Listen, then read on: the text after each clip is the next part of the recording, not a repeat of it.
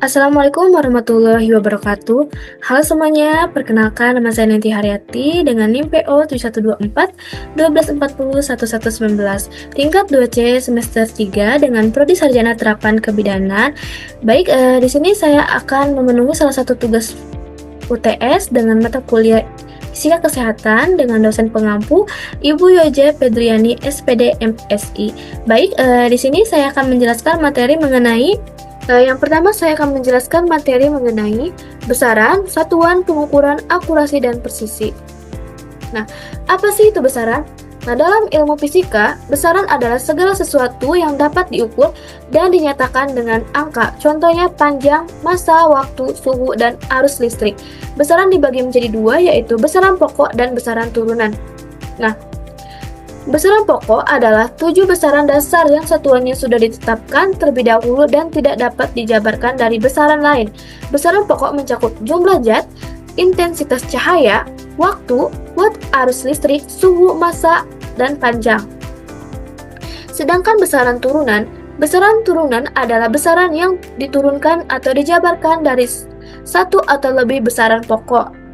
Nah, besaran turunan mencakup luas, volume, kecepatan, massa jenis, gaya, energi dan usaha, daya, tekanan, frekuensi, muatan listrik, potensial listrik, hambatan listrik, kapasitansi, medan magnetik, flux magnetik, induktansi. Baik, selanjutnya satuan.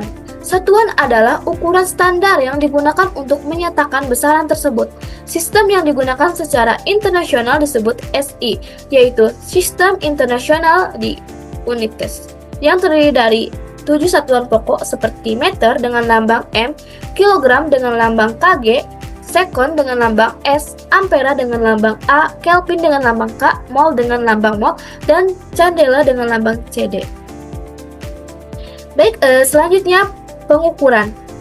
Nah, pengukuran adalah proses pembandingan besaran dengan standar tertentu. Pengukuran bisa langsung seperti mengukur panjang dengan mistar atau tidak langsung seperti menghitung kecepatan dari jarak dan waktu. Nah, selanjutnya pengukuran akurasi dan presisi. Nah, dalam proses pengukuran, kita selalu membandingkan suatu besaran terhadap satuan yang ditetapkan. Namun hasil pengukuran tidak pernah benar-benar sempurna. Selalu ada ketidakpastian.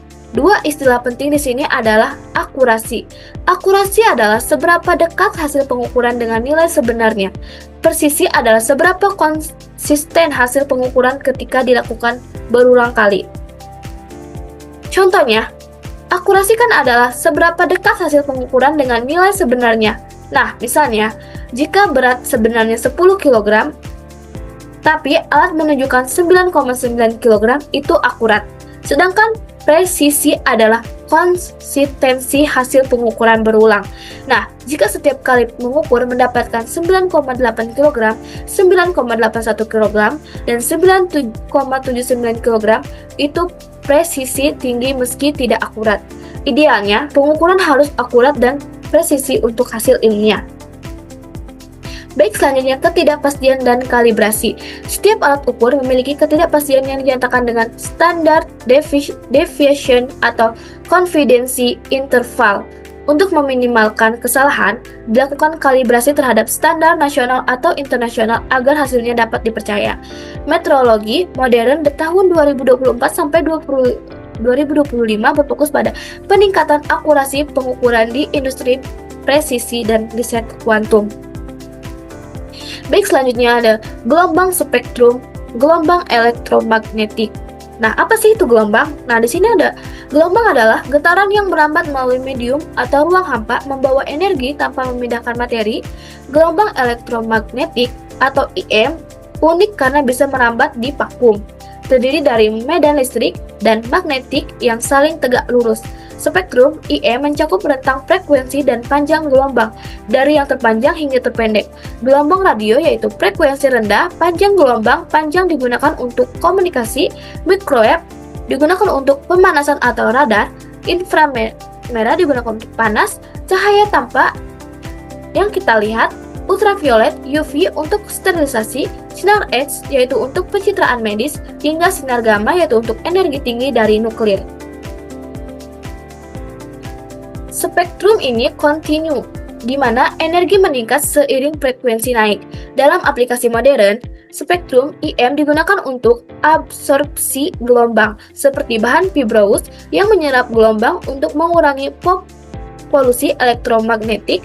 Penelitian ini terbaru menunjukkan bagaimana mengurangi radiasi gelombang IM dari perangkat seperti radar yang bisa berdampak pada kesehatan manusia. Nah, di sini ada gambar spektrum elektromagnetik. Selanjutnya ada pemanfaatan radiasi CT scan dalam dunia medis.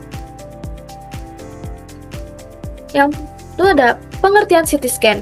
Nah, CT scan atau computed tomography scan adalah teknologi pencitraan medis yang menggunakan sinar X dan komputer untuk menghasilkan gambar irisan atau potongan tubuh secara detail. CT scan membantu dokter melihat struktur tubuh bagian dalam secara lebih jelas dibanding röntgen biasa, sehingga sangat berguna untuk diagnosis penyakit, cedera, dan perencanaan pengobatan. Nah, di sini ada gambar CT scan. Gambar CT scan seperti ini ya, teman-teman. Baik, selanjutnya ada prinsip kerja CT scan. Nah, yang pertama ada pasien berbaring di meja yang bergerak masuk ke mesin berbentuk donat seperti gambar ini.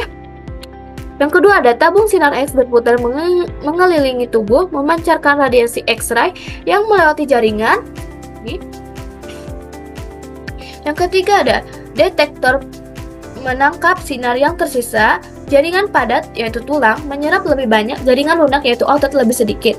Yang keempat ada komputer mengolah data menjadi gambar 2D atau 3D cross-section menggunakan algoritma seperti rekonstruksi tomografi. Nah, ini berbeda dari X-ray biasa karena memberikan gambar multilapis, bukan hanya satu proyeksi. Baik, selanjutnya ada manfaat CT scan. Nah, yang pertama ada diagnosis akurat. Deteksi tumor, patah tulang, pendarahan internal, atau infeksi paru lebih detail daripada röntgen biasa. Yang kedua ada non-invasif, tidak perlu operasi untuk lihat dalam tubuh. Yang ketiga ada cepat, scan hanya 5-10 menit, hasil instan.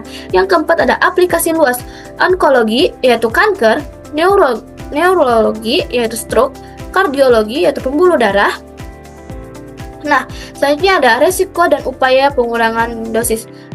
Namun CT scan ini menggunakan radiasi ionisasi yang berisiko jika berlebihan. Nah, studi JAMA Internal Medicine tahun 2025 memperkirakan bahwa peningkatan penggunaan CT dapat menyebabkan kasus kanker terkait paparan radiasi jika tidak diatur dosisnya dengan benar. Nah, untuk mengurangi risiko kita dapat menggunakan protokol dosis rendah, terapkan teknik iteratif reconstruction, manfaatkan detektor photon counting atau teknologi baru yang lebih efisien. Terus selanjutnya lakukan kalibrasi dan audit dosis berkala. Sekian dari saya. Terima kasih. Wassalamualaikum warahmatullahi wabarakatuh.